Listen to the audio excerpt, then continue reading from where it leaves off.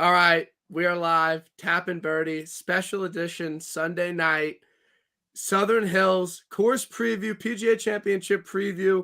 I am joined by Andy Lack, member of Rick Run Good, host of the IGP podcast, one of the best out there. And I'm also joined by my good friend Parker, who is the host of the Fifth Year podcast.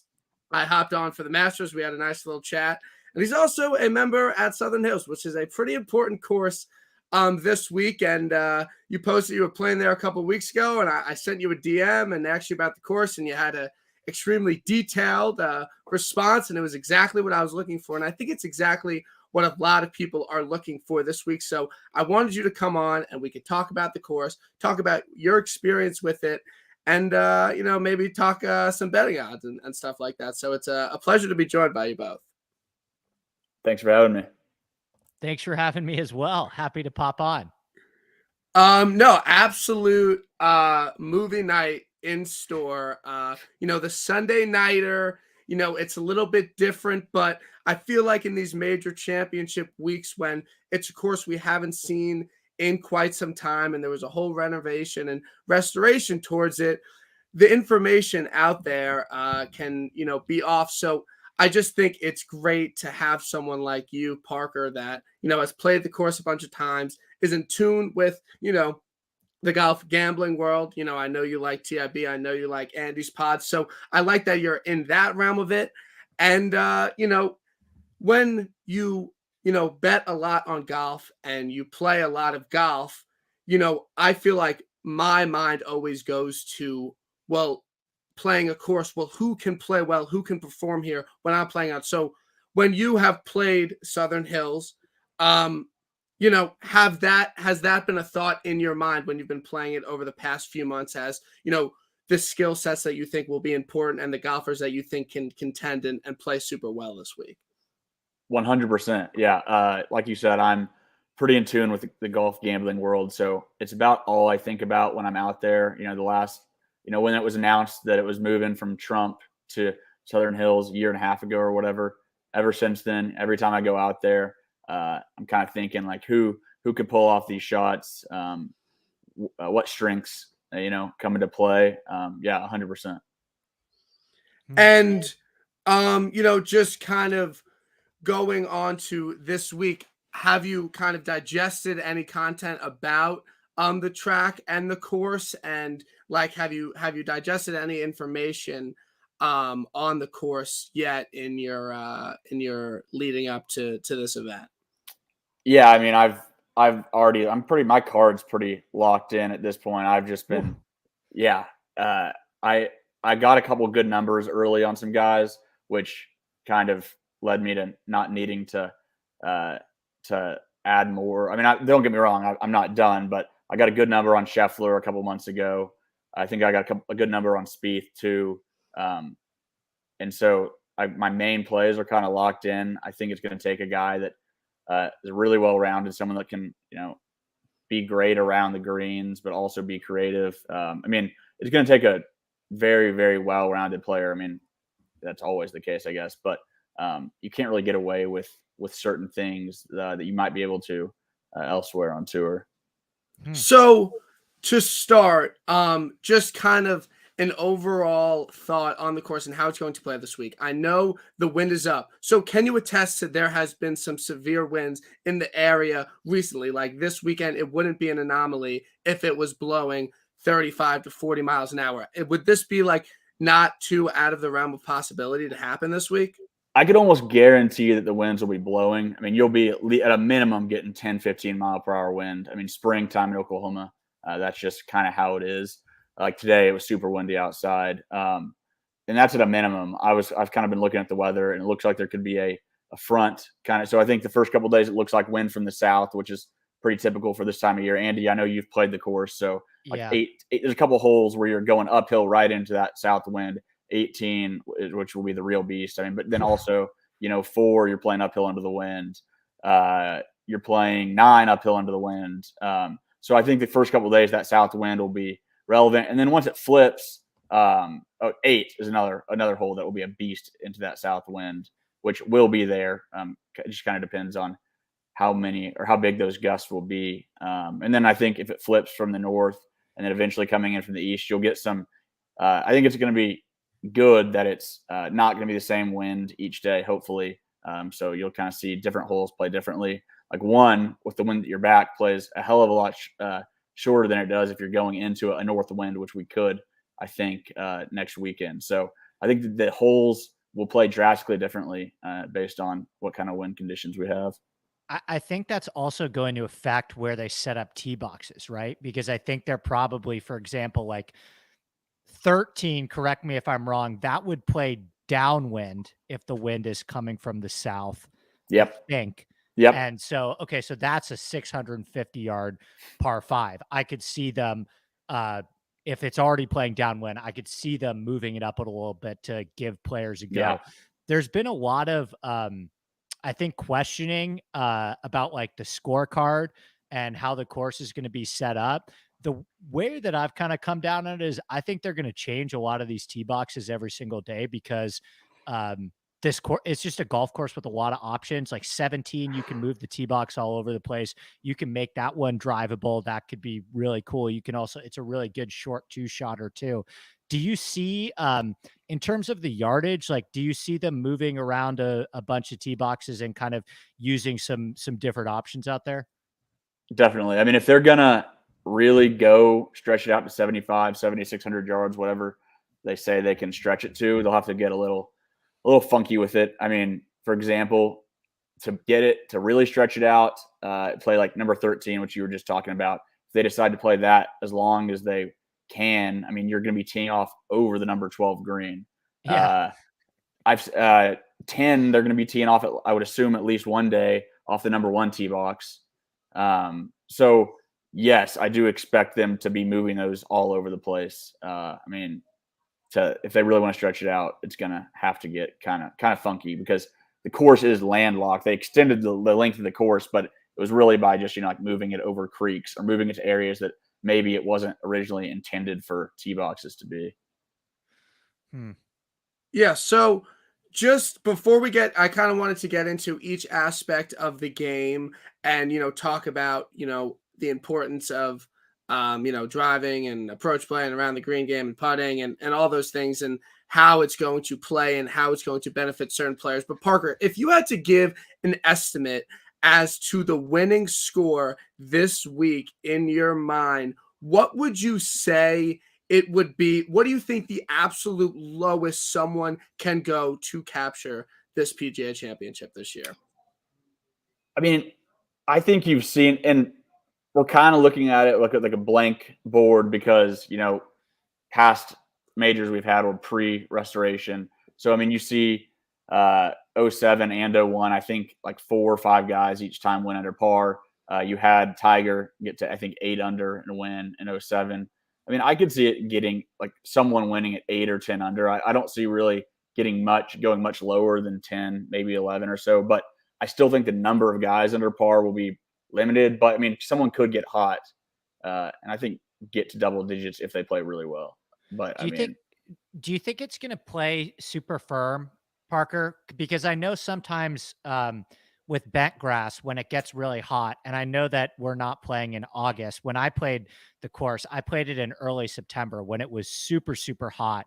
And I know I've been going back and forth with the caddy. I stayed in touch with him, and he was telling me this time of year, it's a little bit of a cooler climate, which is actually good. Like this is actually more ideal in terms of hosting a golf tournament at Southern Hills this time of year. The rough might not be, as kind of sticky.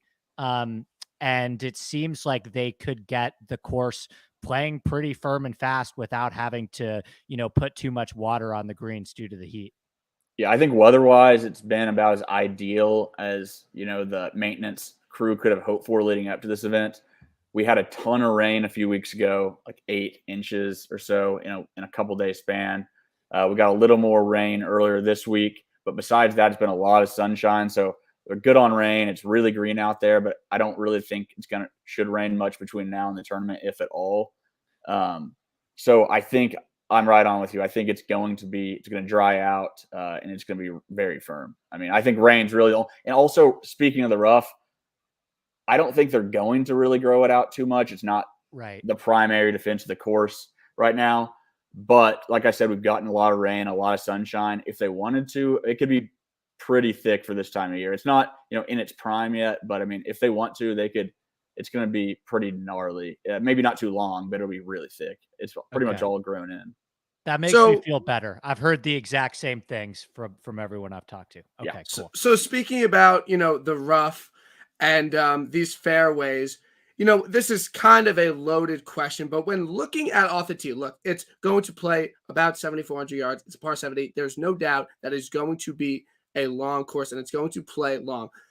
Would you say, obviously, if you're longer off the tee, you're going to have an advantage on this course, but is there kind of a preference you have in terms of distance versus accuracy? Do you think there will be some shorter hitters that are extremely accurate that can put it on the correct side of these fairways and play really well?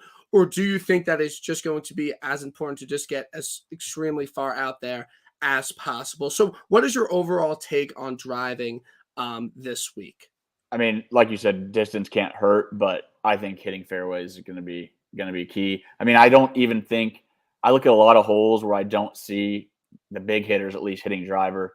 I mean, Andy, you've been out there, so I mean, I'm thinking like number 3, number 7, number 9, number 10, 12, 15, 17. I'd be shocked if, over half the field's hitting drivers on that hole. So, I mean, because of the dog legs, because of the placement of bunkers, you can put yourself into a bad position. Even if you hit a good drive and you're not necessarily spraying it all over the place, you can just kind of run through fairways. So sure, distance won't hurt, but I'm not going to factor it too much into my card this week. I don't think it will be a huge advantage. Also, neither of the par fives will probably be gettable in 2. So you take away that advantage for the long hitters too. So no, I don't think that's. If anything, I'm saying you try to get it in the fairways. The fairways are way wider than they were in the past. I think they're like 40 yards wide now on average compared to 27, 28 yards. So sure, the long hitters might have a little more wiggle room than in the past. But if you're missing the fairways, the rough will still be pretty penal. And they took out a lot of trees, but there's still enough trees where you get yourself in trouble if you're missing fairways. Yeah, and I think the par fives is a very interesting and important thing to bring up because that's usually where a lot of these longer hitters can have a really great advantage. But with these par fives playing so extremely long at Southern Hills, it's going to play like a 3-shot hole for almost everyone in the field. I mean, is it even like, are there any guys that can be on in 2, like on any of these par fives? Do you see any scenario? And maybe 13 if we got wind at our back, like Andy was talking about earlier. They move the tees up. It's playing, they move it up a little bit, play 600 yards. You got your wind at your back. Sure, big hitters could get on in 2, but I think the conditions would have to be there, which isn't guaranteed. So I think you hit on something really key here. I agree with you. I think if you're like chasing a distance bomber narrative, I think you're kind of barking up the wrong tree a little bit. I don't think that that's really the character of Southern Hills. I don't think that is what Southern Hills is as a golf course. One thing that stood out to me was I was looking at some of the quotes from the senior PGA, and I think it was Chaka who was talking about like you stand up on all these tees and you want to hit driver, right? Because it's no longer such a claustrophobic golf course because they took out so many trees and the fairways are wider now. But you have to have this level of restraint, right? And a lot of the times he was like, yeah, it's so much better to be 20, 30 yards farther back in the fairway than take on some of those dog legs, take on some of those fairway bunkers. So I agree with you. I think that a lot. I'm really interested to see what Tiger does because Tiger, when he played it, much different golf course, but he barely hit any drivers. I'm going to be curious to see, just as kind of the pinnacle of understanding, the mental side of golf. I'm very curious to see how many drivers Tiger hits. But I remember my biggest takeaway from walking off the course, Parker, was like, I probably would have shot 3 or 4 shots lower if I hit less drivers off the tee. Yeah, no, you really get yourself into trouble. I mean, there's a lot of areas where, you miss it. It's not even a bad drive, like 7, for example, you hit a little right and next thing you know, you're down in a creek. So you can just, like if that Shaka quotes perfect. I mean, you want to hit driver on every hole. Because I mean, if you're not hitting driver, you're going to leave yourself a long ass shot into a green. But yeah, you can just really kill yourself if you are missing a little bit with the driver. No, that's all great stuff. So, like, just, I think someone that people are going to be gravitating towards this week because of the short game angle is going to be someone like Cam Smith. Now, Cam Smith, won the Players.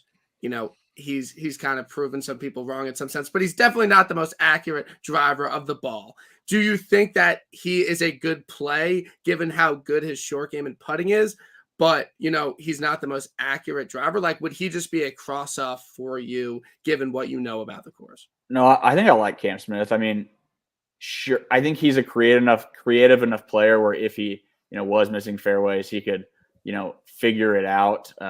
His short game's so good that if he can get up around the green, give himself opportunities to go up and down. But like the fairways are wide enough where unless he's just totally spraying it all over the place, I mean, they're pretty wide runways.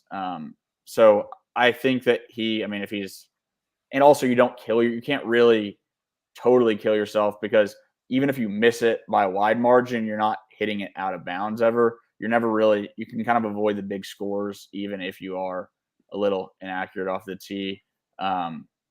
I'd rather have a fairway finder. I'm not going to make a play on Cam Smith, but I mean, I would not. He definitely has a lot of the qualities you need to play well out there. I wouldn't cross him off because of his inaccuracy off the tee. I have this theory about draws. It comes into play more so on the front nine. I feel like there's more holes on the front nine where it favors a draw. Do you think there's anything to that? Am I reaching on that one a little bit? Because I kind of just noticed when I was going through the holes and kind of trying to remember back. It's such a great golf course that like I've played it 16 months ago and I still remember every hole. And I think about, I was going back through it and I was like, oh yeah, this one's kind of good for a draw. Like this one's kind of good for a draw. Like, do you think there's something to that maybe where the golf course just inherently favors a draw? Yes.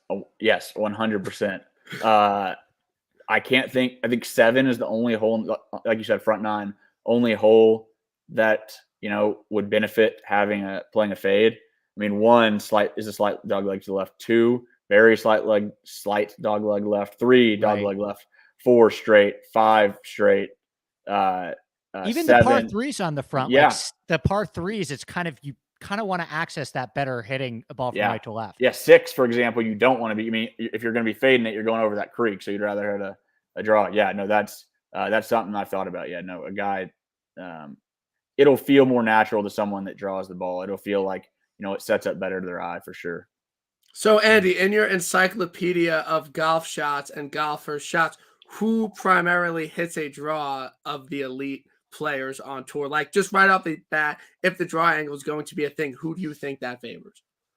Rory, right? Rory still hits a beautiful high draw. I mean, he's screwed around with a couple things before where I think he can work it both ways now. And sometimes with the wedges, he likes to hit a little bit more of a straight ball of a fade. But, a lot of the holes that we're talking about with the tee shots that favor a draw, I mean, Rory still hits this beautiful high draw off the tee. Xander likes to play a high draw off the tee as well. Corey Connors is another guy that hits like a beautiful little baby draw.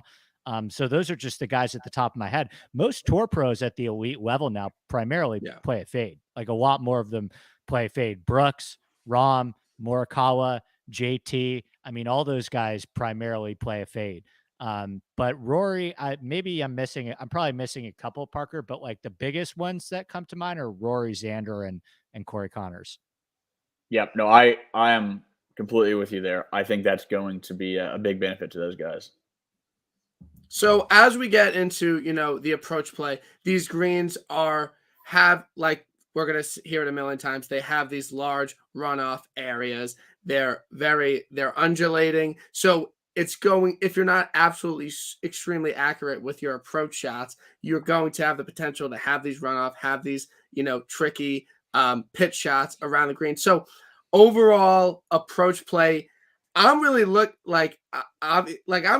at these par threes that are just beasts, and just 3 of them are over 3 out of 4 are over 200 yards. So every single day, these guys are going to be having an extremely long iron into these par threes. But then I feel like it's mitigated a little bit with the par fives, given that, they're not going to be on in two most of the time, depending on the wind direction and where they put the tee. So overall, approach play, obviously, you want the guy to be extremely accurate. But like, is it good to just be like, okay, I'm going to play the absolute most accurate iron players, like a Colin, a JT, like a Daniel Berger? Like, a lot of these guys are going to be missing greens, but just what are your overall thoughts on approach play this week and kind of some of the proximity distances?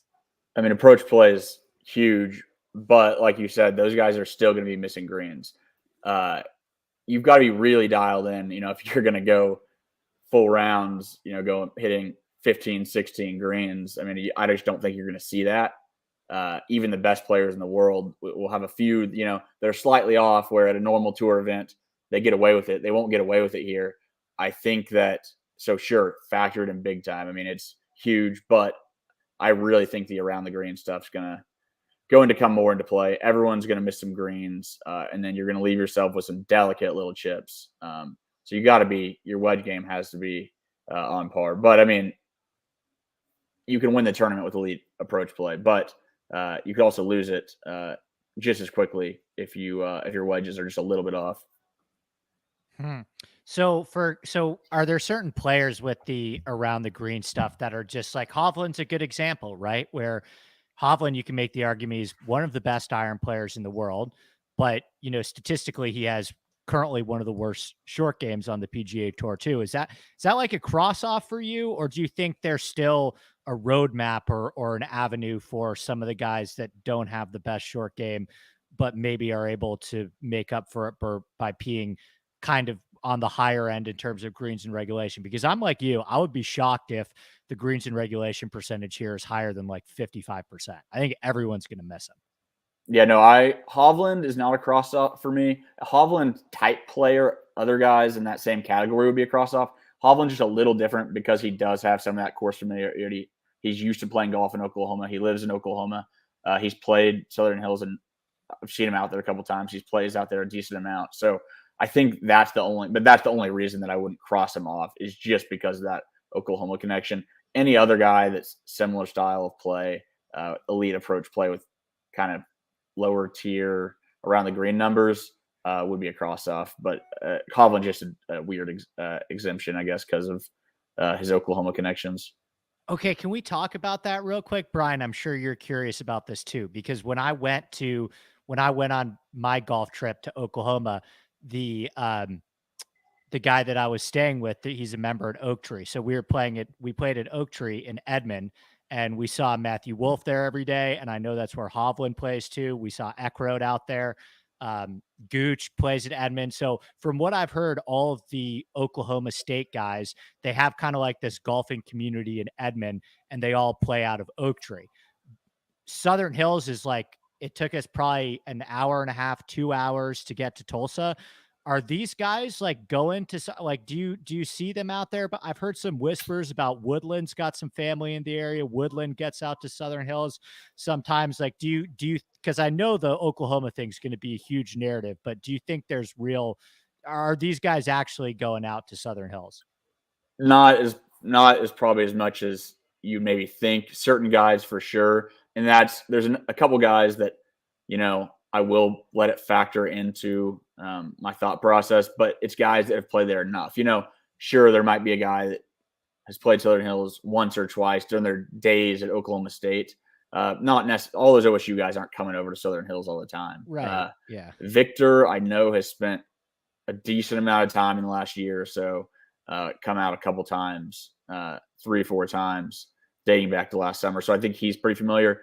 Gary Woodland, yeah, he's a guy.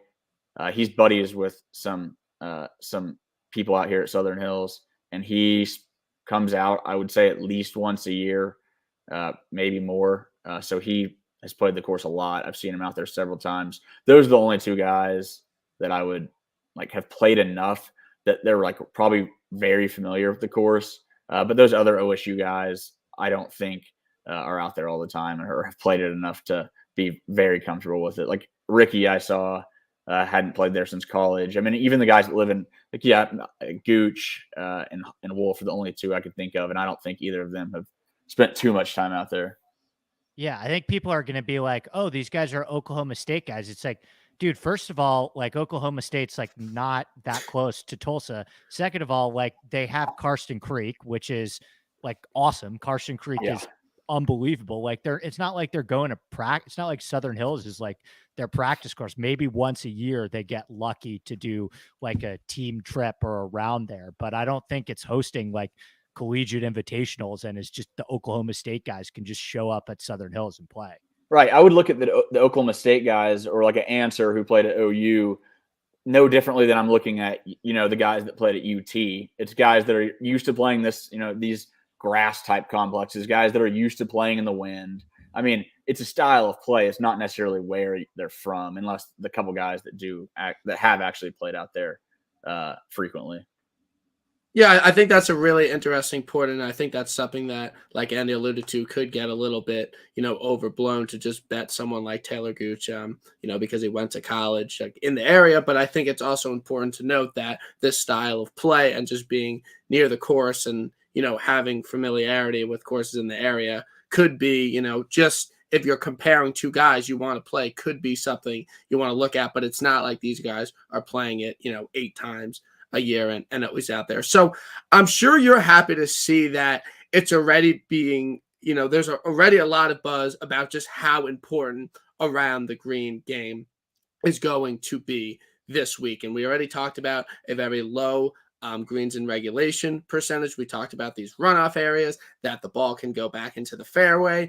And, there's no way anyone can underestimate how important around the green game is going to be. It's just going to be extremely important no matter which way you slice it. That's correct, right, Parker? Yep, 100%. It's you can't. Someone's gonna if you win this tournament, you're gonna have to have good around. You might not be the best, but you can't be off with your wedges and win. And the types of chip shots that you have to hit at Southern Hills are so much different than the shots that these guys are used to. Like what I think is so great about Southern Hills is the amount of short grass around the greens, which we don't really always see too often on the PGA Tour. But I think if you're looking at regular around the green stats on the PGA Tour, there's going to be a lot of junk in there that isn't really comparable to the types of shots that you have to hit at Southern Hills. I remember when I played Shinnecock, that was the only other course where I was like, okay, you kind of have to hit the same types of shots. I have not played Augusta, hopefully someday, but I feel like that's another course that maybe it kind of asks you to do the same things around the greens. Would you say that's fair? Because I think that's going to be a very, very, very popular course comparison this week. Yeah, there's not a lot of – you don't have many good lies even when you're just around the greens. You'll have a lot of downhill lies, uphill. I mean, there's not really a flat piece of land around the property. And yeah, like you said, they've kind of shaved everything down since the restoration. There used to be a lot more rough to catch the ball around the green. Now that's gone in a lot of places. And yeah, you leave yourself with some really testy little chips. It's not what you see on a typical tour event for sure. So if someone were to have always had a great around the green and chipping game at Augusta, i.e. Scotty Scheffler, Jordan Spieth, Cam Smith, Decky to an certain extent. Like would you say that is a decent comparison and at least something that's at least close enough that they've proven it at Augusta, which obviously has extremely difficult around the green and greens. You would say that would be a major plus, right? Yes, no doubt. That's that's one of the main things I'm looking at is how, I was going back and just watching the Masters highlights, just kind of watching guys around the greens, how they were off on those shaved areas with delicate chip. I think it's huge. I think that's a really good comparison. So basically, there's no way Scotty Scheffler doesn't win back-to-back majors. That's basically what I'm hearing is that Scotty is going back-to-back. Hey, Brian, check who led in strokes gained around the green at the Masters. It's my guy. Rory. Who? Rory? Rory led the field at the Masters in strokes gained around the green. Well, if he can't win at Augusta, he might as well win at Southern Hills, honestly. I think that'd be a pretty good go there. So in terms of the actual greens, there's going to be a lot to talk about around the green game, but these greens are extremely undulating and they're going to be extremely fast. Do you have any indication as to what they'll run at, like a 12, Yeah. 13, 14? Like, are they just going to be extremely quick? I've heard the opposite, actually. I've heard they're going to run them like 11 or 12. Really? Which is still, I mean, that's what typically plays for members. It'll still be very difficult. I just don't think, I don't think they're worried about guys being able to hold the greens. And they probably, if you have them slower, closer to 11, 12, that probably gives them access to more pin positions. Yes. Because if you have them running at 14, there's just certain places that you can't put the pins. Yeah, no, I don't think so. I mean, I think it could, I mean, they might speed it up at times, but I don't think it's going to be anything crazy. So, Eddie, what do you think? Do you think like putting at Augusta would be comparable a little bit? Do you think they're not running as fast as to where, maybe some bad putters that have had success at Augusta, Decky, Will Zalatoris, Corey Connors, like, do you think they'll still have the same advantage if they're not running extremely quick? I do, because I think that it's not really the speed that characterizes these greens as much as it is kind of the subtle internal breaks, right? That Maxwell's known for that. They're called Maxwell rolls, right? And Maxwell and McKenzie, they're collaborators, they're peers, they've worked together on Crystal Downs. There's a lot of they come from kind of the same design philosophy and school of thought in the way that they design greens, right? And you don't really see that at many other places on the PGA Tour, right? So I think Augusta is probably the best that we're going to get. There are a couple other, like, Hans has done a lot of work at Winged Foot. I think Winged Foot is an interesting one to look at. I already mentioned Shinnecock again, but like, you can go back to Aronimik, and that's another Gil Hanse place with a lot of internal breaks. But yeah, I think probably, you want to be looking at places like Augusta. I think would probably the best you can do, right? Yeah, no, I can't think of another, I mean, at least in recent courses that have been played, that's the only real comparison. And like you said, they've got these Maxwell rolls. So sure, if the faster they are, the more difficult it'll be. But you still have those same awkward putts where they're breaking multiple ways, where rather than like the greens being tiered, I saw someone, I don't forget who it was, said the best way to describe them is they're rippled rather than, having one tier and another tier. Like there's so much undulation in different directions. You're hardly ever going to have a putt that just breaks one way. The greens are brutal. So Parker, if I didn't have a caddy, I would have 4-putted every green. I really think I would have. Yeah, you've got to be either. Yeah, if the first time you play out there, I can't even imagine. It's yeah. So Parker, when you're out there, with your buddies, like, are you giving anyone anything? Like, is there no gimme at Southern Hills? There's no straight putt. There's no straight 3-foot putt for par that, you're just going to give to your buddy. Yeah, I mean, I guess like when I play it seems like my dad's buddies, they like to give the gimmies a little more. They're more lenient with it. But yeah, if I take a buddy out there or something, no, I got to make them putt it out. If they haven't played out there before, I'll let them figure it out themselves. So there's not going to be a simple shot putting or around the greens on this course. And the one thing I wanted to ask you is that, it's been brought up that some of these greens, you can roll back into the fairways. Like, how many holes does that come into play on? What type of shot will that be? Will that be like, an uphill, like 40-yard shot? Like, if someone's missing the green and they're running back into the fairways or running down, like, how many holes does that really come into play on it? What will that shot look like?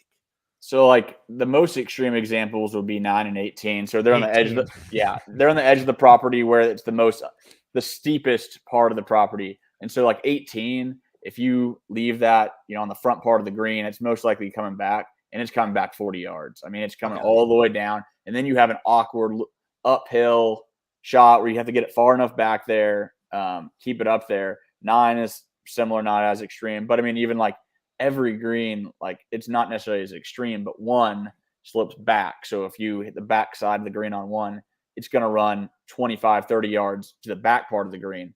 2, same thing. If you hit the back part of that green, it's going to roll off all the way back nearly to a creek. And if I don't know whether or not how much rough they're going to have there protecting the creek, that ball usually doesn't get to the creek. But I mean, if they shave that down, that ball could end up in a hazard. I mean, almost every hole is up on a ridge of some sort. So, I mean, it just, it might be 15 yards on one hole, but it might be 40 on another. It just depends on the hole, I guess. But it's relevant on every single hole.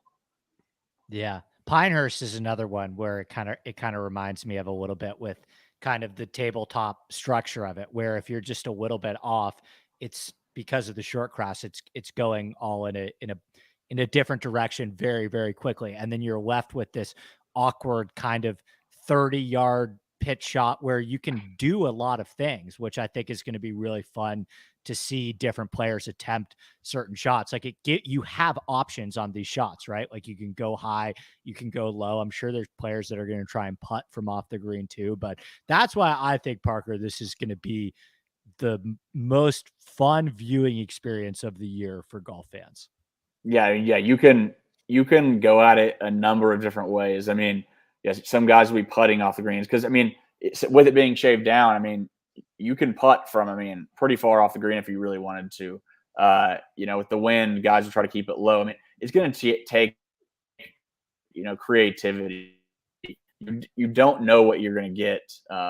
Even if you hit a good shot, you're going to have an awkward lie. You might not be able to take a full swing at it. I mean, it's going to take creativity out of whoever ends up, I guess, coming out at the end. I mean, yeah, there's so many awkward shots. I mean, you don't ever have just this is a, full swing, easy, good lie. I mean, it's difficult.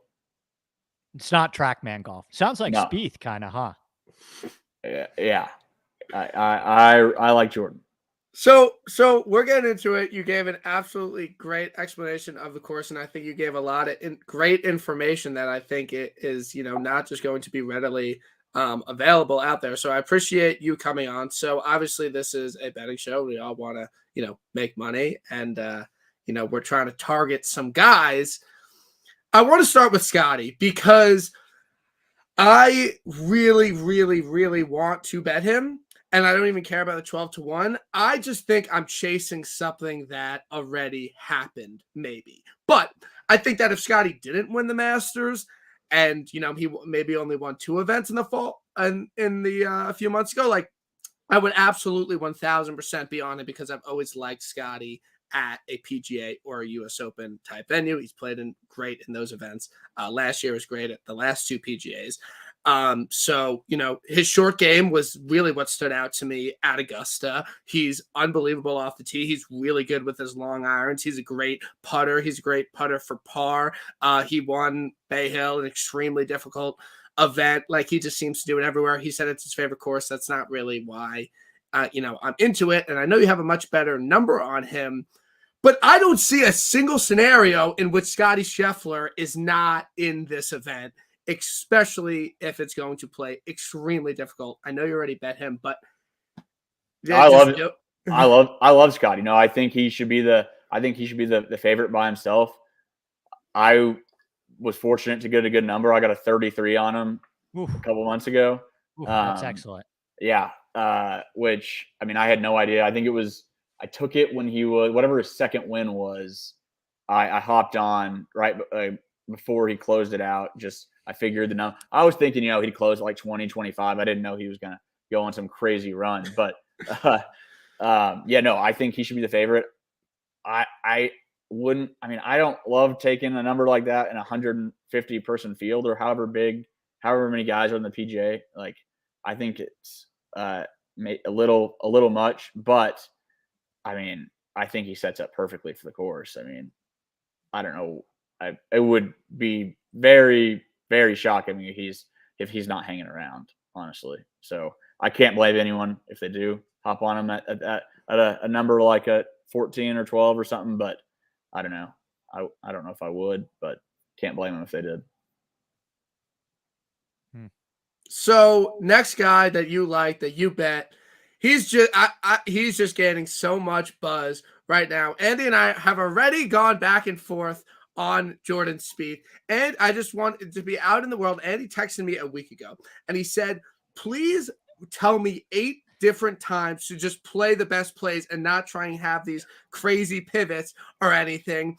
And then he's already shitting on me for just thinking about playing Jordan Spieth, because it looks like he's going to be the most popular play on the slate. Now, Andy, I want to give you a second to defend yourself. I don't want to just drop something like this onto the world. But Andy, what are some of your reservations with Jordy Spieth off a win in a second place finish and at a place where a short game seems to be pretty important?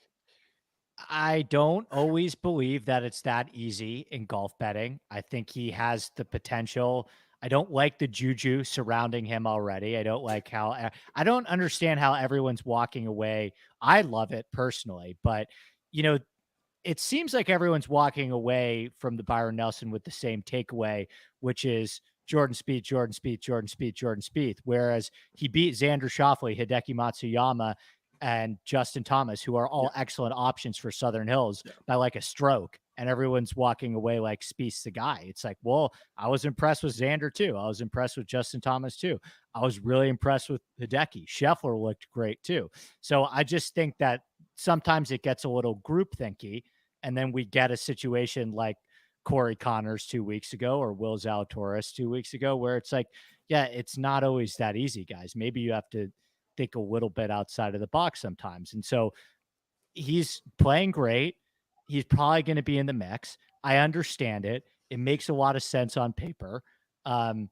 There are guys that I think I might make a little bit more, but you know, I'm also considering in a DraftKings conversation, right? Like, you know, we'll see what the ownership does. And from a betting perspective, like it's about numbers, right? So if you have a good number on Jordan Spieth, like you should bet that number. I'm kind of holding out hope and waiting for something on a couple other guys, but I get it. I feel like there's always a guy that picks up. By the way, it was Spieth at the Open, if you guys remember too, and he did almost win. Yeah. So, you know, he has a decent track record of when he's the most obvious guy. Cause I remember at the Open, he was the guy that everyone was picking and he was close there. But no, I mean, I think everyone's there for a reason. I just want to wait and see a little bit. You know, and I tweeted this out, and it was a joke, but it wasn't really a joke. And I just screenshotted the leaderboard and crossed out Munoz, and then I said PGA Championship betting card, and it was Spieth, Xander, and Decky, because I literally don't know how you could go wrong playing those guys. And Andy, I know you weren't watching, but Xander literally said in his interview that he was really happy to get reps and play good golf in this area of the country this week. Like, he literally flat out said it. So, you know, that mixed in with what you talked about on your podcast, that a major winner other than that COVID year hasn't won a major championship without playing the 2 weeks prior.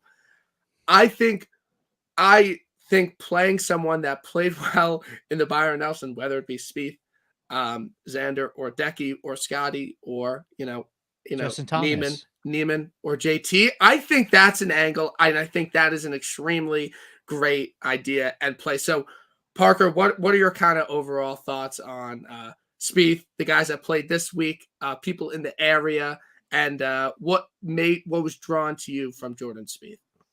So Spieth, today would have had no impact on my thoughts on Spieth. I figure Spieth should play well at the Byron Nelson, whether or not he's been playing well or not, whether or not there's a major championship coming up that fits his game well. I just think Spieth's game in general fits Southern Hills really well because of his magic around the greens, because of his ability to hit creative shots. If his putter's hot, I think he's one of those, just special putters that can figure out these greens.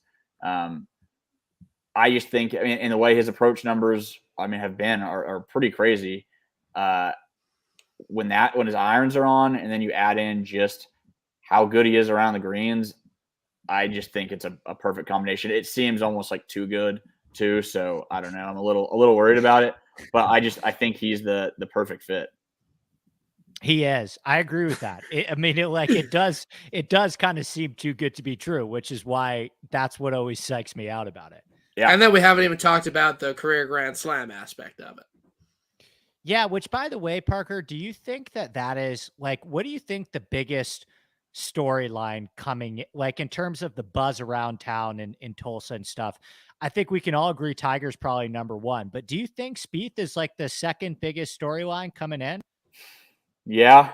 I mean, with Phil withdrawing, right. I would say so. I mean, it was 1A. It would have been 1A and 1B with Tiger and Phil. I mean, there's a lot of Phil fans around here, which that's why I'm so surprised about him dropping or withdrawing. I feel like there can't be a more forgiving crowd than him coming to Oklahoma. You think people in Oklahoma give a shit what you say about Saudi Arabia? Like, seriously, like honestly, like I swear, like no one here will care. Like, so that's what's crazy to me. But yeah. That being said, yes, I think Spieth going for the Grand Slam is definitely the second most talked about thing around town right now. That was great. That you couldn't have been more honest. That's completely true. No, it sucks. I mean, I don't know why Phil's not playing, but I'm not even gonna say it. But like Tiger, it's not like it's his first major back, so there'll still be a crazy amount of buzz. So Tiger, we'll talk about him for a second. I kind of went. If you asked me 2 weeks before the Masters, I would have said, yeah, Tiger will probably miss the cut at the Masters. I changed my opinion on it. I think he has a way harder chance to make the cut at the PGA than at the Masters. I really don't think that's even a debate. I think that a lot of people were very quick to, bet a Tiger to make the cut prop at plus 120 at the Masters. Do you think he can do it at Southern Hills? I don't even think it's a question of if he can win. I'm not even going to talk about that. But do you think Tiger can make the cut? Like, do you think this is going to be too difficult for him? No, I don't think. I think the walk will be easier than Augusta. It's hilly at Southern Hills, but once you get off the edge of the property, it's not insane. The walk will be tough, but not anything he won't be able to handle, which I think is the biggest question with him.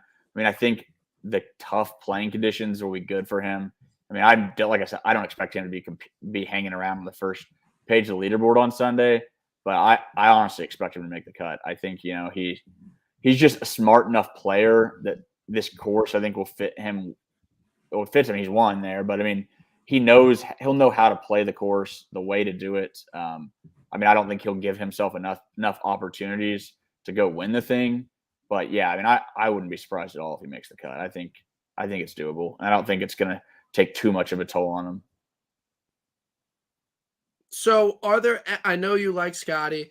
I know you like Jordan. Are there any kind of longer shot guys more further down the board that, you think can just, play well, a nice top 20 play, someone in your DraftKings lineup? I know you talked about Gary Woodland and his familiarity with, the course, but are there any other guys you're kind of targeting? And, when you've played this course, you've kind of had an idea that, this course can, play well for them and they could be in the mix and, finish in the top 10, top 20.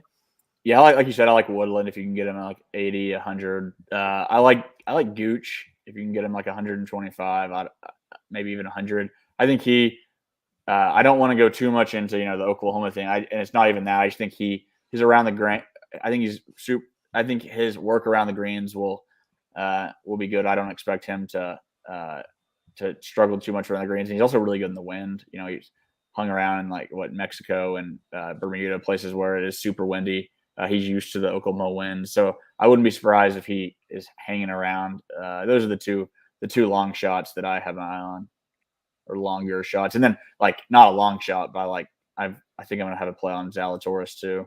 Yeah, so Zalatoris, I already bet it, so it doesn't matter. I already bet him at the 40-1 with the each way. Official card or unofficial card? It's on the official card, and okay. It's on the official card. Bet it. I bet to win $2,000 on it. So those got to be on the official card. I don't think he'll win, honestly, but I do think he can cash. In each way, last week it obviously wasn't the place to play him, but I just think the Augusta angle the long par threes. He's okay around the green. He's decent around the green, and he puts well at Augusta. So and he won the Trans Mississippi as an amateur at Southern Hills like 6 or 7 years ago before the restoration. But still, he beat a really good field. Like Xander was playing, Bryson was playing. Wow. There's some good players. It was before the restoration, but I think the thing that gives me pause is definitely his putting. But watching him the last 2 years putt well at Augusta, I think maybe just difficult green complexes give him a shot in the putting. Where it's not guys just ramming putts in left and right. I think his flaws might not be too extreme here. Yeah, 2 best putting performances of his career, I think, both came at the Masters. So yeah, it's probably something there. So, I have Andy here.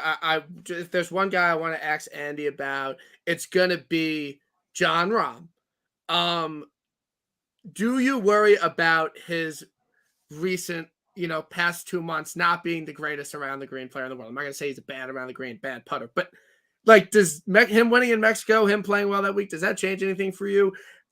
Just right now, if you had to play someone at the top of the board, it was either Rahm or Scheffler. Is Scheffler an easy call? Because it is for me, really, with the 2 top guys. Obviously, Rahm can play well. I'm not going to act like he can't. But do you think his recent woes with around the green and putting kind of could be a cause for concern? I've kind of gone back and forth a couple of times on Rahm. He rated out in all the stuff that I looked at way lower than he normally does, which was very surprising to me. And I look at a lot of, weird stuff. Like I'm looking at, anyway, one thing I noticed with Rahm, right, is, I actually was taking the angle where I think you have to be really, really, really unbelievable from inside 150 yards on this golf course. Cause I just think with the wider fairways, a lot of these par fours, I guess, depending on where they set the tee boxes up, but, I always get surprised with the length of the par fours and how players, especially on firm fairways, how short the approach shots actually end up being. Like you look at, there's 480-yard par fours at the Byron Nelson, and guys are hitting like driver sandwich, which is crazy to me. And now you go to Southern Hills where you have 8 of the par fours are under 460.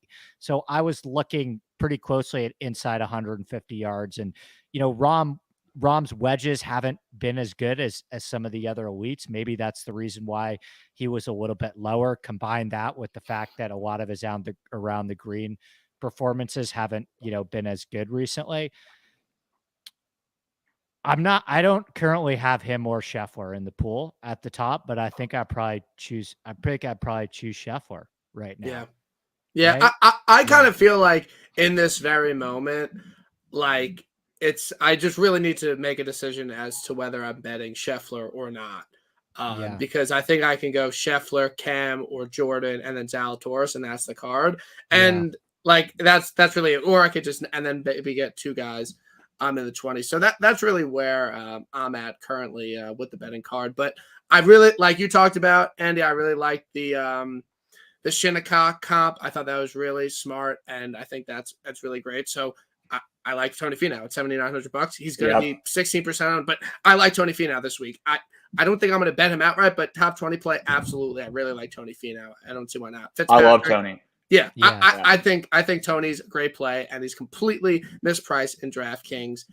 Can he get the job done? I'm not really sure. Fitzpatrick, again, another guy that's just playing so well. Again, just playing in difficult scoring conditions is unbelievable on par saves. So those are kind of 2 guys I'm kind of looking at, and I'm sure they'll also be very popular. So I want to get us out of here. It's Sunday night. Rangers are on. A lot of stuff. I want to say RIP to Andy's Bucks future before we get out of here. But Parker, what is the number one thing that you are most excited for to see your home course in front of the whole world? What is your number one thing that you are most excited to see this week and be proud of your home course? I'm excited to see how tough it plays compared to it's always been a very tough major venue. 5 guys finished under par in 07, 4 in 01.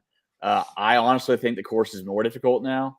It might not, if you just are looking at it, it seems easier. It's not it's not as tree lined. There aren't as like you're not kind of engulfed by all the trees. It's way more open. Fairways are wider, but I mean, just the greens are so much tougher than they were. I think I'm interested to see what the winning score is going to be. I think it's going to play tough.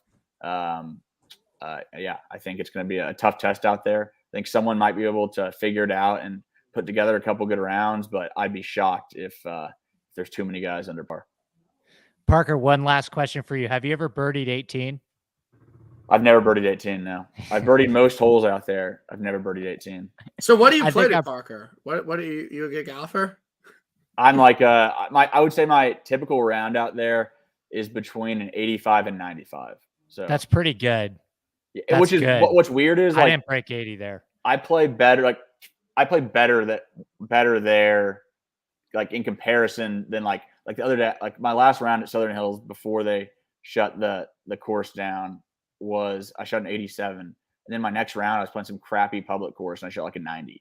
So like I just have some familiarity out there and have it's not pretty, but I can kind of score a little bit out there. From the like the 6,600, 6,700. Yeah, the Bluetooth. Yeah. Dude, Parker, you're a stick, dude. I mean, no, I'm not a stick. I am not. Yeah, okay. No, I could be wrong, but to shoot that score on that course from that yardage is very. Yeah. You play it enough, you can kind of figure it out. So, do you want your hat in the ring this year? Like, are you trying to get out there? Maybe put a few rounds together. So, when will you be there, Parker? What is your schedule? Are you going off 4 days? I'm going. Yeah, like I'm going all 4 days. Yeah. What was that? Would be like I have to watch play around there. Tony's my guy. I'm gonna watch Tony. I mean, like everyone's gonna be wanting to watch Tiger. I look at that as like an opportunity to watch other guys, clear up the crowds for other people. I'll probably, one morning maybe try to go post up somewhere, watch Tiger come through. But I'm not really gonna be following him around. I want to avoid those crowds. So Tony, Jordan, just because I have a lot invested in him. Answer, since he's an OU guy, but he'll have a nice following. I don't know. I'm excited to see. This is my first tournament in a couple of years, so I'm excited to see a lot of guys. Are you going to any of the practice rounds too? Yeah, Wednesday I'm going like on a work function, and then tomorrow and Tuesday I'll probably work in the morning. My office is less than a mile from the course, so then I'll probably just go out there in the afternoons. Okay, can you DM me if Xander has a computer on the putting green with him, just like the Masters? Okay. Yes, I can. It's my biggest concern right now. If he has a computer out there, I'll let you know. Yeah, so Parker, we're gonna need the hashtag insider info this week. So I recommend everyone follow Parker for his updates this week and just being a great follow in general and being the host of his own podcast. So I really appreciate you coming on. Anything you want to plug before we get out of here, Parker, and I'll let Andy plug all his great info that he's putting out this week. Yeah, if you just want to, give me a follow on Twitter, I'm at Parker_Biggs37, and hit up my podcast Twitter too at the Fifth Year Podcast. We're kind of all over the place, but mainly a college football and golf podcast. So we'll have a new episode coming out, I think tomorrow night. So yeah, hit me up there, and really looking forward to the tournament. Appreciate you having me on. This was a lot of fun. Definitely. I don't have any. This is your guys' show. Dude, so are you an OU guy? I am. I'm an OU guy. Okay. How do you feel about the new head coach? Venables, I love him. Okay. Hey, I'm all in. In. Fuck Lincoln Riley. Yeah, he's in my town now. Yeah, he wanted to go to the beach, I guess, apparently. Yeah. Hey. No, I'm fired up for OU football. Cool. Good stuff. Absolutely. I love college football. One of my favorite sports. I'm kidding. I don't love college football, but this was great. It was a really fun night, and I hope that a lot of people gained some valuable information. So I appreciate if you check this podcast out, and have a great night, and we'll see you Thursday for the PGA